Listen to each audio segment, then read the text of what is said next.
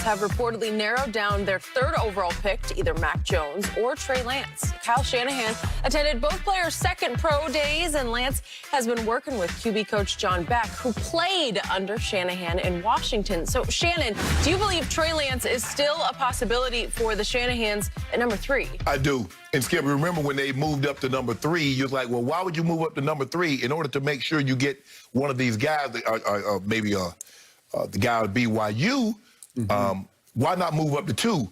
But I always felt, and I think their intel told them that Trevor Lawrence would be 1, Zach Wilson would be 2 to the Jets. So I positioned myself at 3. Now, there was a report that came out that says Kyle Shanahan liked one guy and the GM, John Lynch likes another guy. And I believe these are the 2 guys that they're kind of like, okay, I believe I believe Kyle Shanahan really loves Mac Jones. I believe John Lynch likes Trey Lance. And when a situation like this, Skip, you're that high up. You've mortgaged 2022 and 2023's first-round draft picks. Skip, we need to come to an agreement on this one, Skip. Well, you should have had an agreement going in, I would think. Well, I think that, Skip, I think nothing is wrong if we're 3 days away from the draft. If we agree, okay, what's it gonna be? Here's your pros about Mac Jones. Here are your pros about Trey Lance. Skip, here's the thing that's gone unnoticed. Mac Jones has a DUI. 2. Okay. And he's still considered.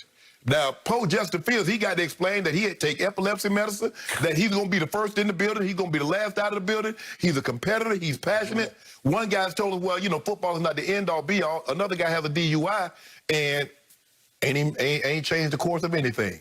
So for me, I like Mac Jones because I think he's pro-ready, playing in that system. Steve Sarkisian, Skip, he ran the offense that he ran in Atlanta. A lot of it had to do because, if I'm not mistaken, Skip, they kept Kyle Shanahan's offense. Sarkisian had to learn that. So now he probably brought a little offshoot of that to Alabama. The question is, obviously, Mike, my former head coach, is going to weigh heavy in this decision. They're going to get together, John Lynch, Kyle Shanahan, Mike Shanahan, because this is a franchise-altering decision, Skip. This is going to change the course of how the 49ers are going to be for the foreseeable future, because they don't have a first-round pick until 2024. Yep. Yes, absolutely, Trey Lance. There's a reason why, Skip, they went to see this second pro day. There's a reason why Mike asked him to work out with John Beck, who Kyle knows from Washington football team, and they put him through drills. They had him make throws that he's going to have to make in this offense. And they probably like what they saw, which complicates the matter, Skip. That's why you go, because you can talk yourself out of something, Skip, like, I really like that car. I like that color. And you're like, I'm going to go one more time and look at the other color. You're like, I don't know now. Now, you don't put yourself in a predicament, Skip. You should have just got the car and come on home. True. And I think that's what they're doing right now, Skip. They went and got one last look at Trey Lance, and they're like, oh, okay.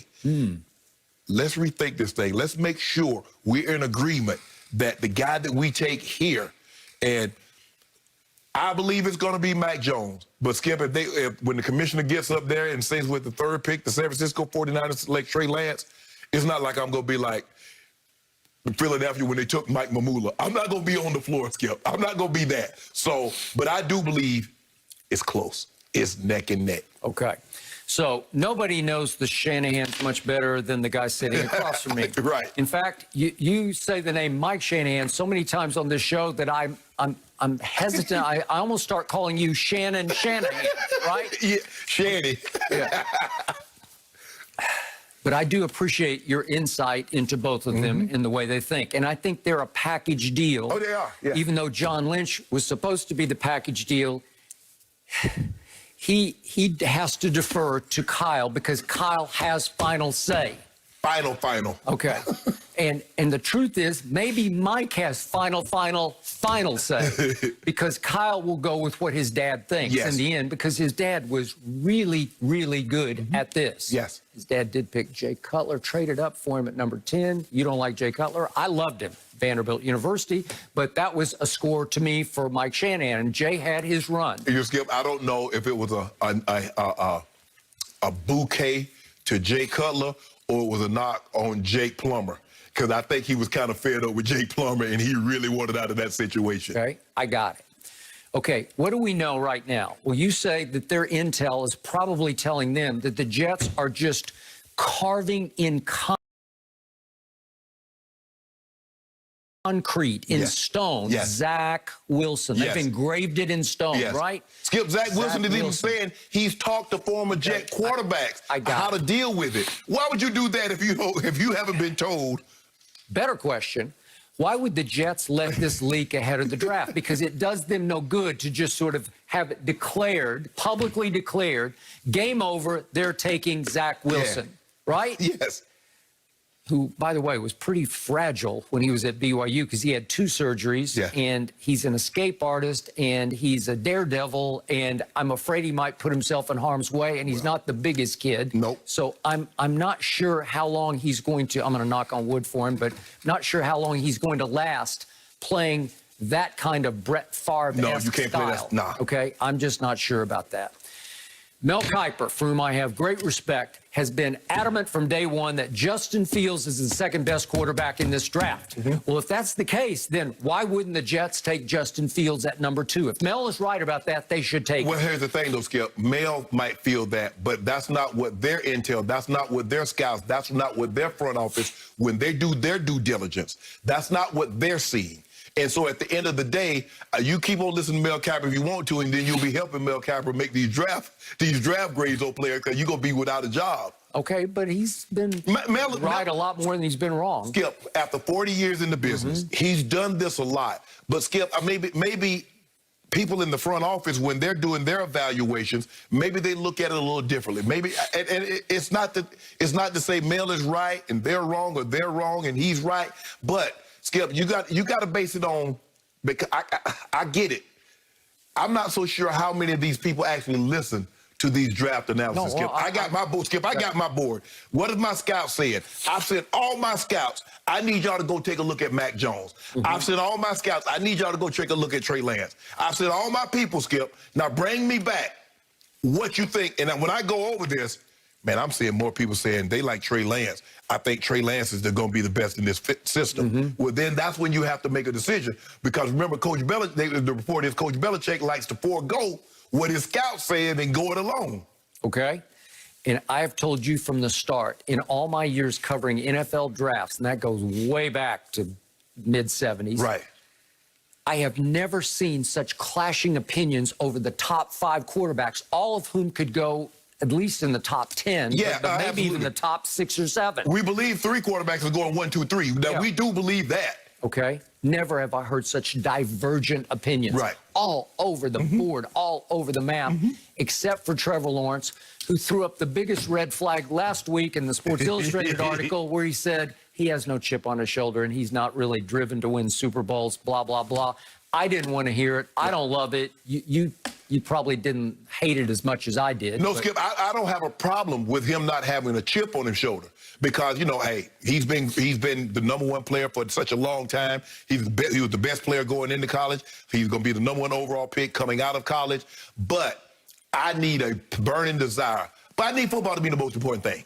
And I'm not so sure that's the most important thing to him. That's what I need. Forget the chip. You don't want to have the chip, fine. But I need, I would need you to be as devoted to your wife as you choose to be, like, for richness and health and sickness and poor and all that. That's how I need football. I agree.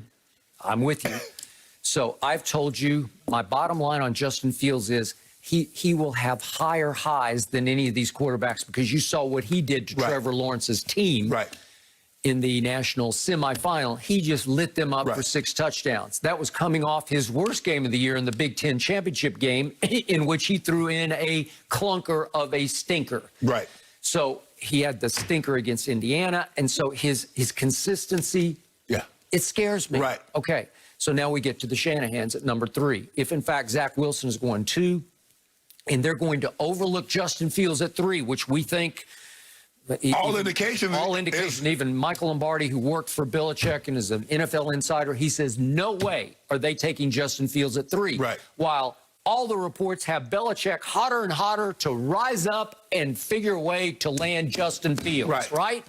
Even Kiper has him trading with my Cowboys at 10 to take Justin Fields 10th. My Cowboys moved back 15th to take J.C. Horn, the other cornerback, other than Patrick Surtain. Right. Okay. So now we get to the Shannon. Has your Cowboys ever made a trade? Ever made a trade? Move back? Yes. Dozens. I think they moved up to get him. But they move everywhere. Jerry's like the trade master. I don't know where he gets him, but he loves to make trades. But the point is, the Shannons, if it's true, it's now down to Mac Jones or Trey Lance. I asked this question once again. How could you trade that much of a package of draft picks, your next 2 years' #1 picks, to go up without a clear-cut 3? Like, if you traded to 2, I told you from the start, you got me. Because then it's pretty clear-cut to me that Urban Meyer is going to take Trevor Lawrence. So then you'd have the quote-unquote pick of the rest of the litter, right? Well, now you don't, because you got one wild card, crazy team that you never can predict, the Jets, the MESS, mess. Well, who's to say they wouldn't throw you the biggest